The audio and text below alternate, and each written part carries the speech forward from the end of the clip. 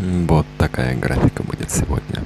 Это мои новые эксперименты с пером и тушью и с бумагой. Каким образом может бумага работать на то, чтобы изображение было симпатичным. И сегодня буду показывать и рассказывать всю эту историю, как это все складывается. Постараюсь поподробнее.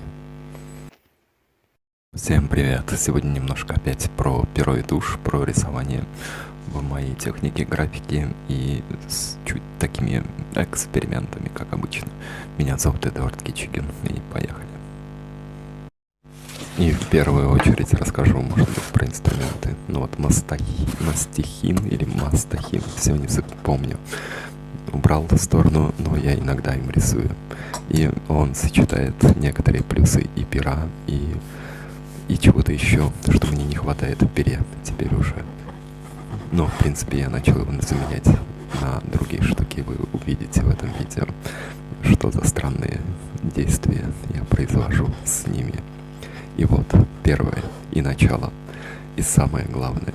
Я рисую пером и тушью саму форму того предмета, который, я хочу изобразить. И это линейный рисунок. Что в нем интересно, что в нем важно. В том стиле рисунка, который я продерживаю сейчас, я стараюсь отобразить контур. Контур — это то, с чем я работаю. И дальнейшие мои действия, которые будут производиться с помощью газетной бумаги, газетной бумаги и туши, они направлены на то, чтобы создавать общее тоновое взаимодействие в рисунке. А для того, чтобы мне правильно с этим всем ориентироваться, то я должен использовать какую-то подготовительную работу. И то, что, например, в какой-то другой парадигме делалось бы карандашом, я делаю пером и тушью. Я рисую этот контур, прекрасно зная, что этот контур мне, в принципе, не понадобится. Скоро он уйдет за такими драматичными пятнами. Скоро от него ничего не останется. Мне постоянно хочется, чтобы работа, которой я занимаюсь, она приносила радость и удовольствие. И, в общем-то, многие мои действия нацелены на то, чтобы вот этот весь процесс приносил удовольствие. А мне удовольствие приносит тогда, когда получается симпатично и максимально быстро. Но если вот в моей технике рисовать архитектуру и стараться идти в такую быструю историю, очень не хочется терять эффектность. И я ищу разные способы, которыми делюсь на моем канале, с тем, чтобы сохранить или усилить эффектность, но остаться в рамках приемлемой скорости. Приемлемой скорости для того, чтобы идти на планер, или ехать в электричке, или лететь в самолете, и делать какой-то свой скетч. Конечно, в самолете я не открываю банку с тушью, но в поездах приходилось. В общем-то, нет проблемы. Такое бывало, да. И основа моей техники — это все-таки проектный скетчинг, ландшафтный скетчинг и архитектурный скетчинг. И основа моей техники также практика работы в Италии. Там, насмотревшись на разные интересные техники, я из них компилировал, проводил по своей истории и вырабатывал для себя вот ту технику, которую я демонстрирую. Она во многом все-таки стоит на такой большой базе практического рисунка, который практикуют итальянские архитекторы. И это очень любопытно. Мне кажется, вот этот стиль рисунка, он сохраняет понятие вкуса и укладывается в рамки, допустимые для такого быстрого рисунка. Это, мне кажется, очень важно. Тем временем мой рисунок я разбиваю на сегменты. Сегменты арок — это, как вы видите, уже это мост. Мост, разбитый на 3 арки. Он где-то до половины, наверное, нарисован. И разбиты, и вот эти вот арки, они соседствуют с контурами волнорезов. Или как это называется, мосту, я, к сожалению, не помню. Обо что расходятся волны и разводится лед, да. Это вот такая, как вы видите, очень простая схематичная зарисовка. И тут же в этом же перспективном сокращении я начинаю рисовать домики. Что интересно про домики и про рисование архитектуры? Когда вы работаете с линией домиков, стоит думать не только о их индивидуальной форме, а о той линии также, складываясь в которую они отделяются от неба. Странные мысли. Я сейчас попробую ее переформулировать. По сути, я говорю о скайлайне. Если все эти крыши нарисованы обвести по контуру, то мы получим контур, который отделяет тело города от неба. И вот это вот называется скайлайн. И когда вы думаете, рисуя город о скайлайне, на самом деле рисовать проще и быстрее. Поэтому такой хороший лайфхак для рисунка. Когда вы думаете про рисование нескольких домиков, думайте о них как о одном большом объекте, например. И тогда будет проще. И тогда более естественный и обобщенный и объединенный будет рисунок города. Это важно. Для рисования города также важно выбирать из тела здания такие характерные для этого здания моменты, фрагменты. Обычно это, например, история с колоннами, история с оконными проемами и дверными проемами. Их пропорциональные соотношения и эстетика, они во многом помогают создать гармоничную детализацию объема здания. И вот это вот сочетание его правильного пропорционального контура и гармоничных объемов, которые составляют оконные дверные проемы и главные элементы фасадного декора, вот это вот дает гармоничное ощущение домика. И по сути, вот если мы, когда рисуем скетчинг, такой простой, обобщенный, нам нужно придерживаться в объеме домика вот этих вот компонентов, на них обратите внимание, они создают весь характер здания. А вот сейчас я пробую нарисовать какую-то структуру лестниц, которые приводят посетителя, который идет по мосту, как он может прийти к воде, как это может выглядеть, куда он пойдет, что он будет делать. Но это тоже любопытные моменты, которые я думаю, когда рисую вот такие вот скетчи. Или это художественная история, а все равно туда приходят идеи о том, как можно было бы это все сделать симпатично и интересно. На наш рисунок приходит перила и такие башни, на которых стоят некие скульптуры. Все это, конечно, очень обобщенно, но некоторые фрагменты, может быть, стоит детализировать.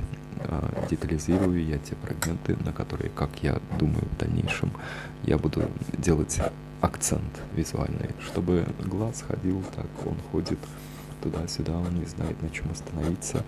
И там, где я хочу, чтобы он останавливался, я положу некоторые детальные моменты. И глаз такой, окей, куда я должен смотреть? Я не понимаю, куда я должен смотреть. А вот сюда, потому что здесь, в отличие от остальных мест, прорисовано более детально, более понятно, что нарисовано.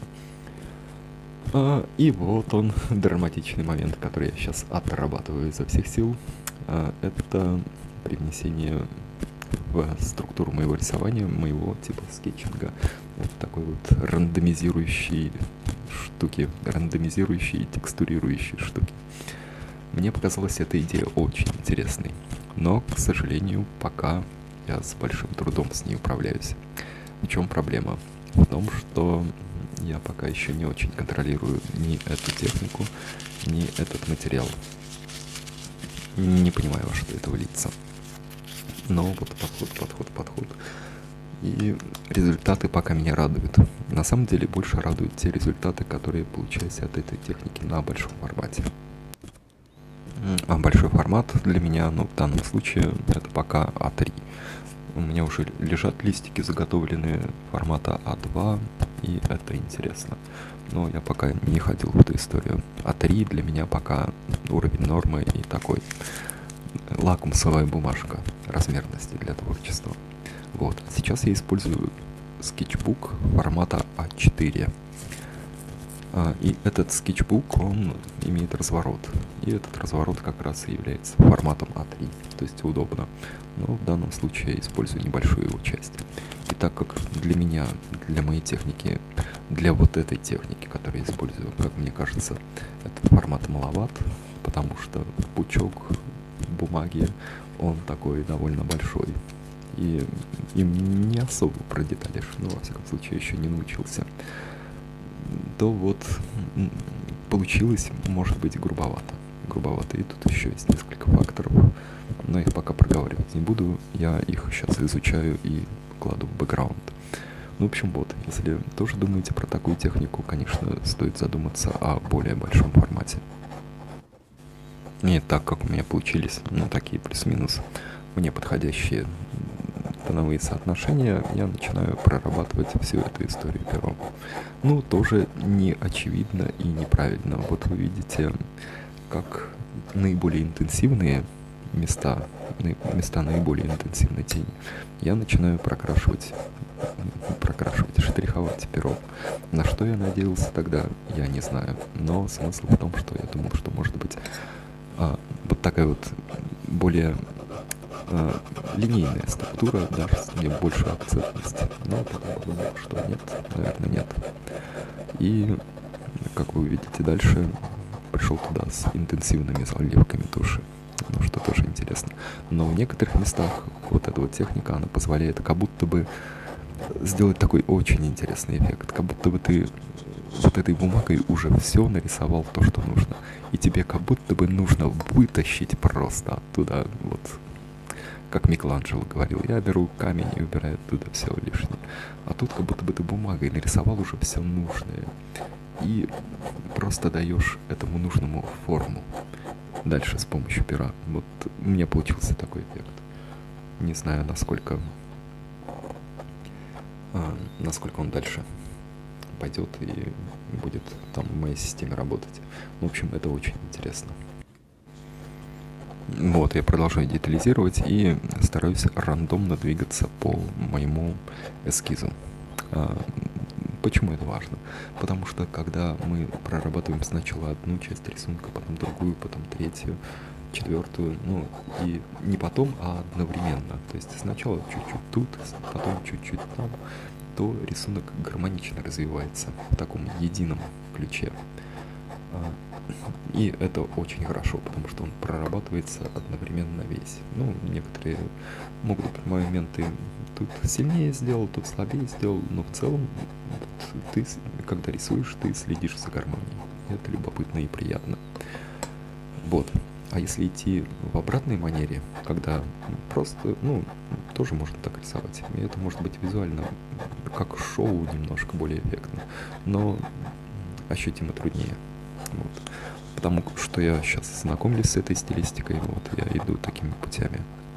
Вот, например, я нашел деревце и вытянул его из фрагментов тех, которые нарисовал текстурой вот этой вот газеты. Тоже забавно. И вот также вырисовываю вот эти, на самом деле, да, ранее намеченные колонны. Но тогда, когда я их наметил раньше, а потом принес газету, получился интересный эффект, как будто бы они срослись по своим тоновым перекликаниям. Не знаю, как объяснить, но это как такая очень интересный эффект. Мне нужно с ним еще разобраться, чтобы проговаривать его, чтобы давать более ясную информацию. В общем, я сейчас пока в процессе смелых экспериментов. Вот, я понемножку прорабатываю здание. И что я думаю о здании? Это система объема здания, основных конструктивных элементов, которые его составляют, и оконных дверных проемов. Вот сейчас рисую такую арочную структуру. Я не знаю, это может быть окна неимоверной высоты. Это могут быть, просто не знаю что. Наверное, окна, что еще? Нет, я думаю, без вариантов. А вот на этом домике может быть такая колонная система, которая вынесена вперед. И так как я не прорисовываю это все прям досконально, то я надеюсь, что когда я закончу свой рисунок, он будет составлен пятнами, штрихами, таким образом, что глаз будет находить в этом рисунке свои какие-то правильные штуки, которые я он может находить глаз, потому что я их не прорисовал четко. Это очень любопытный момент. И вот если его понять, он очень сильно оптимизирует вот всю вот эту вот систему со скетчингом, с быстрым рисованием, но с эффектным. Это интересно. И что еще хочу сказать? Ну, по сути, вот то, что я сейчас рисую, в данный момент это не картина на продажу, это один из... Ну, я просто заполняю лист в моем скетчбуке. И это тот момент тренировок, который, мне кажется, должен делать каждый. Хорошо получилось или не очень хорошо получилось, и вообще это не важно. Но просто ты должен тренироваться. Ты должен делать подход, и тогда у тебя все получится. Без вариантов, потому что не может не получиться. Потому что ты делаешь как спорт. Нет проблемы научиться подтягиваться, 30 раз. Нет проблемы научиться отжиматься, 50 раз, или 70. Нет же проблемы. Реально же нет. Это просто вопрос того, будешь ты делать подход, или не будешь. Вот со скетчингом такая штука. Все элементы, которые необходимы для него, они тренируются. Это не вопрос таланта. Есть талант, клево поможет, но на одном таланте, если хочешь выехать, я посмотрю, как на это все получится. Ладно, окей. Это смешная тема для разговора. Но вот моя абсолютная убежденность, что трудолюбие решает. А трудолюбие, как я говорил там в начале, вот этот процесс он должен приносить радость. Радость и удовольствие. И тогда ты такой довольный, делаешь свои подходы, и все постепенно получается. Вот такая у меня понимание системы развития. Вот вы наблюдаете за этим рисунком, и уже наверняка там глаз и мозг ловят некоторые моменты, которые, когда вы будете практиковать, они оптимизируют вам процесс рисования, помогут сдвинуть с точки. Мне кажется, это как, например, наслушиваемость в изучении какого-нибудь иностранного языка важна, потому что ты должен не просто учить фразы, учить разговор, ты просто должен очень много слушать иностранной речи. И тогда мозг приходит в другую реальность, реальность другой лингвы, и начинает в ней каким-то образом ориентироваться, выбирать те моменты: вот это бамс, я понял, вот это я понял, вот это я понял. Я ничего не понимаю, но я продолжаю слушать, и через итерации, через повторение и придет вот это понимание. Плюс еще нужно делать правильные упражнения, все. Нужно учить. Да, нужно учить.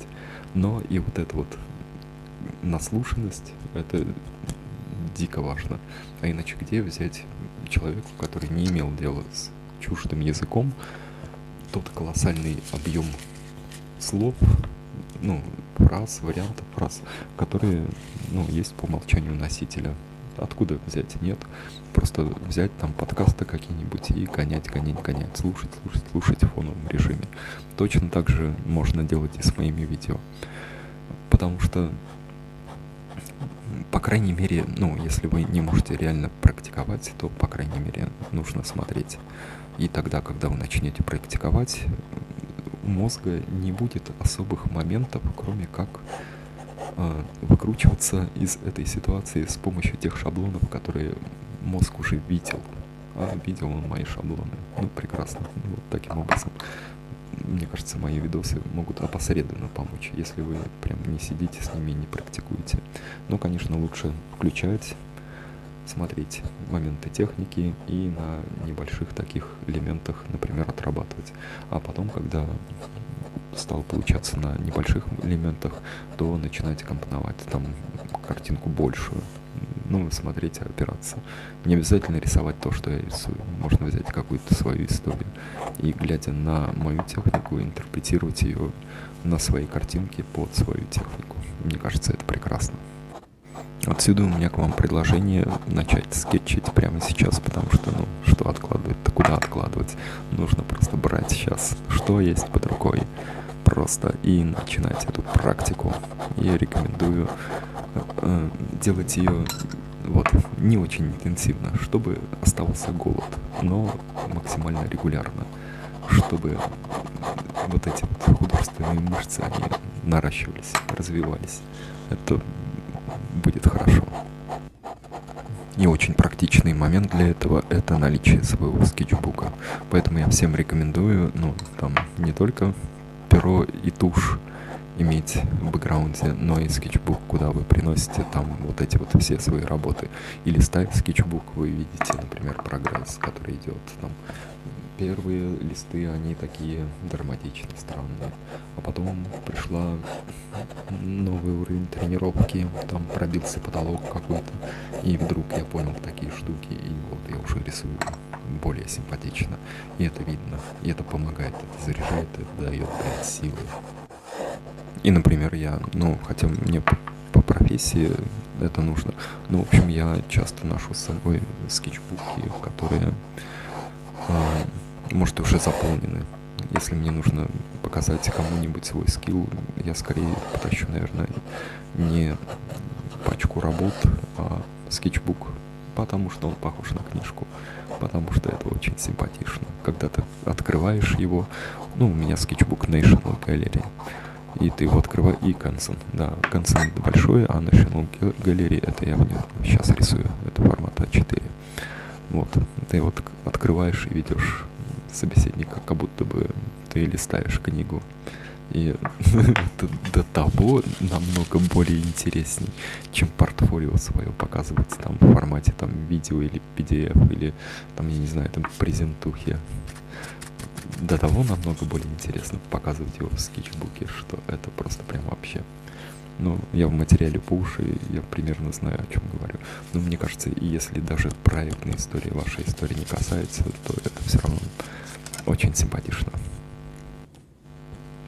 В такой полноте, как сейчас отрисовано, конечно, я не буду рисовать, скорее всего, мои вот эти вот проектные наброски, проектные скетчи. Вот сейчас я пытаюсь немножко оптимизировать и усилить мою технику вот с помощью того, что я тут напридумал себе таким образом приносить интенсивные тени и объем. Вот еще трудно справиться с некоторыми моментами, вы видите, там немножко неуверенно, но через там 10, 20, 30, 50 итераций, я думаю, вот эти вот моменты техники, они просто станут для меня уже родными, я буду ее спокойно использовать. Я с интересом думаю, что можно было бы делать нечто подобное и, например, зубной щеткой, почему нет. И, ну, кстати, я покажу. Следующие видео, наверное, будут с такими вот интересными идеями. А вот сейчас посмотрите, ну, это прям хорошо, как мне кажется, работает и смотрится на листе. Такая текстурность. Я вот сейчас смотрю, записываю аудио, и прям хорошо, прям хорошо. Специально подольше зависаю на некоторых местах, чтобы вы могли разглядеть детали. А текстурность пришла, и детали стали быть вкусные и разнообразные. Как это симпатично. Надеюсь, вам понравилось. Если было интересно, то ставьте лайк, подписывайтесь на канал и смотрите в описании к видео, там много других видосов. И мои картины теперь можно купить на галерее Saatchi Art. Поэтому, если интересно, то тоже там ссылка внизу в комментарии закрепленном. В общем, вот, всем чао-чао, приятно было порисовать. И тоже пробуйте, повторяйте. Ну, включайте видосы и рисуйте одновременно с моим видео. Можно какую-нибудь свою зарисовку, и будет классно. Подход, и это работает. И еще сюда вот положил плейлисты с теми видео, которые, мне кажется, могут быть интересны. Поэтому кликайте на плейлисты и смотрите, и практикуйте. Всем пока, хорошего вечера.